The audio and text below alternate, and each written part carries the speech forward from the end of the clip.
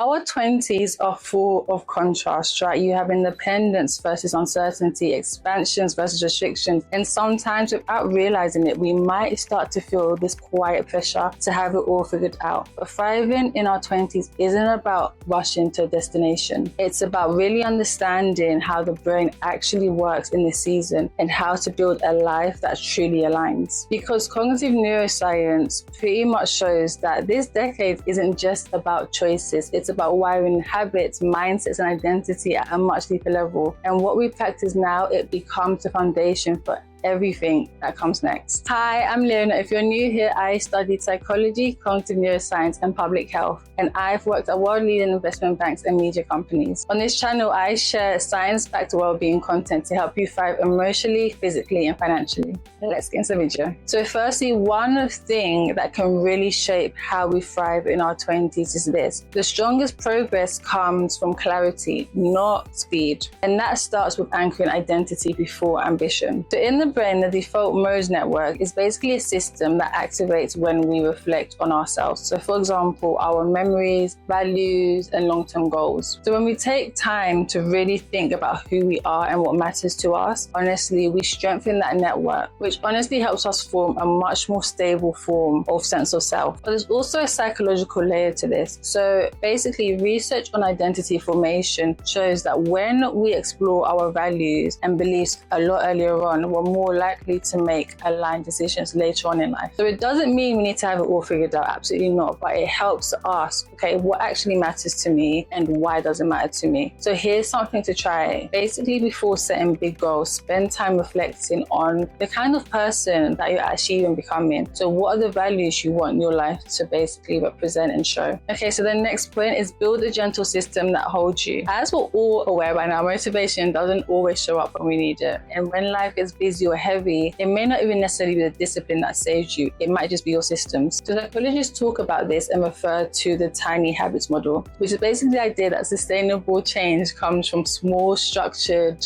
routines that are so simple, they're hard to basically fail. So if you want to thrive, honestly, in your 20s, try building a system that supports the version of you that you're becoming. Not a rigid schedule, not at all, but just gentle anchors. For example, maybe it's a morning stretch or preparing your lunch the night before, or having like a non-negotiable hour to reset on Sundays, for example. And the point is this, let the system carry the weight on hard days, because consistency thrives where self-pressure ends. And when systems are in place, you're more likely to stick to those things. So a gentle structure isn't restrictive, it's what helps you hold even when life feels uncertain. Another truth we don't hear enough, understand that delay doesn't mean failure. Honestly, whether it's waiting for a job to come through or a door to open or a vision to happen, right? It's easy to assume like delay means you're falling behind, but the brain doesn't work like that on one perfect timeline. It just doesn't. Cognitive neuroscience even shows us that our prefrontal cortex, which is the area responsible for decision making, future planning, and impulse control, is still developing, right, throughout our early 20s. So it's actually normal for things to take time. So instead of rushing through life, and I know it's so easy to do, try reframing. What if delay is preparation? What if the time it's taken is the time that's actually needed? And when you see others moving faster, remember, your brain is building its own timeline and everything is being wired accordingly. The skills, the lessons, the emotional tools, they all count. And just remember this, thriving isn't always fast, it's intentional, and sometimes delay is what shapes your depth. To stop performing and start checking in. So trying to seem like we're doing well, like we're thriving, right? But psychologically, that performance mindset can distance us from what's really going on. This links quite well with the self-monitoring theory in psychology, which basically explains how some people are high self-monitors, right? So constantly adjusting how they present themselves based on what others expect. And while I get it, this might actually be useful, but in social settings, if we never check back in with ourselves and check how we actually feel, we end up chasing a version of life that isn't ours, and then that's just a whole nother mess. So here's a simple question to ask often, right? Am I doing this because it feels aligned or because because it looks impressive. You don't need to have all the answers. No one ever does. But checking in basically just protects your peace. It helps you make choices from presence instead of pressure. To thrive in your 20s, don't just focus on how things look. Get curious about how they feel. Sometimes when emotions run high, it's hard to think clearly. And that's where a technique called self-distancing basically comes in. And it's something the brain actually responds well to. So self-distancing is basically the practice of mentally stepping back from a moment and observing it from a third person. So studies basically show that this reduces activity in the amygdala, the part of the brain linked to emotional reactivity. And it definitely increases activity in the prefrontal cortex, which helps us think rationally and make thoughtful decisions. So pretty much what I'm trying to say here is when you're feeling overwhelmed,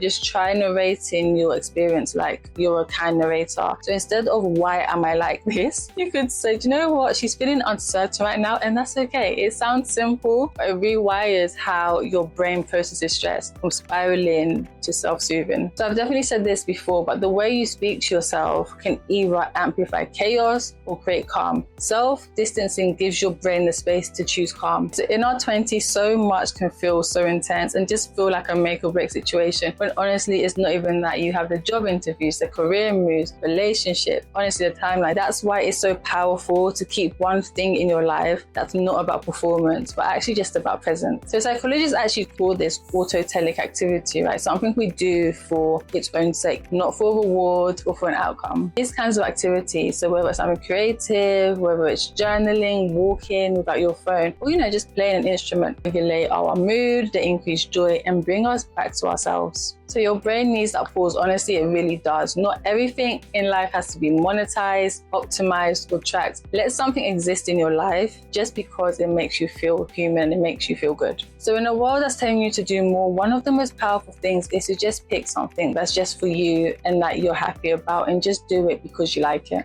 So here's something I don't think we talk about enough, or at least I didn't talk about it enough in my early 20s, and that was about money and money management. So not from a place of pressure, but from a place of peace. Psychologists have basically found that financial literacy is one of the strongest predictors of long-term well-being. Not because money buys happiness, absolutely not, but because it reduces chronic stress and gives us a sense of agency. In your 20s, you might be earning for the first time, right? Navigating debt, or even learning how to budget. And you know what? Even though it can feel so overwhelming, this is the perfect decade to start building and learning about healthy financial habits. So from tracking spending without shame, to learn about your savings, investing, or setting up emergency funds, all useful information you're going to need. You don't need to master everything, you absolutely don't. But each time you learn a new concept or make a more informed decision, for example, the brain's reward system will basically reinforce that behavior. So just remember this, financial confidence becomes something you build. It's not something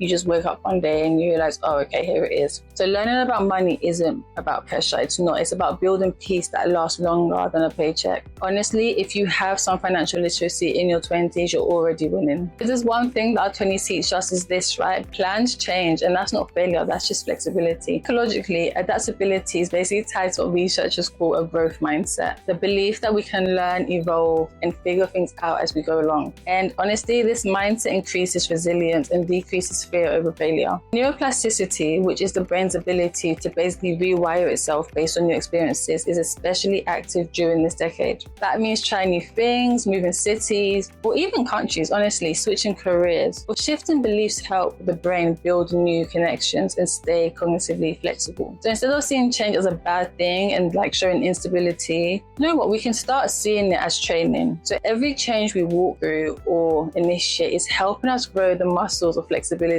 which is one of the most powerful traits we can develop. So you don't have to stick to one path, you don't. The goal is to keep evolving, not to have it all completely figured out. Okay, I love this point. Next is something we may miss or not even think about in our 20s, which is basically acknowledging fulfillment doesn't necessarily always come from self-focus. So often it can come from service. Psychologists have found that pro-social behavior, like doing something for others without even expecting a return, is deeply linked to meaning, happiness, and even physical health. So when I say serving, what am I talking about. So serving could look like volunteering your time, mentoring, if you're Christian, serving your church, checking in on friends and family like you haven't seen in a while, or simply just showing up for people in quiet ways. These acts activate the brain's reward system, especially the ventral striatum, and also calm stress circuits by giving a sense of purpose. So it doesn't mean like completely forgetting about your own needs. It just means making space for the joy that comes from contributing, not just consuming. So what I'm trying to say is serving others doesn't necessarily mean you're taking away from yourself. It means that you probably find more meaning in helping other people. Okay, so learn how to make decisions without the noise. And that's such a powerful reminder. Honestly, social media, family, friends, even strangers. And while it's great to stay open and take on constructive criticism, too much input can actually start to drown out your own inner voice. And this connects to a psychological concept called decision fatigue. Basically meaning the more decisions we're forced to make, right, especially when being flooded with information, the more the quality of those decisions begin to drop. So the prefrontal cortex, which is also responsible for weighing up options, regulating our emotions, and long-term planning, can become overloaded. And when it's constantly scanning for the right choice, that mental cluster can actually keep us stuck. So here's what could help. Start practicing micro decisions. So instead of, for example, crowdsourcing every option, try building a small habit of checking in with yourself first. Ask, actually, what feels aligned? What do I actually want here? Over time, the brain can just start building confidence in your own judgment, and you rely a lot less on the noise. The goal isn't to block out everyone, it really isn't, but it's to build enough clarity that your own voice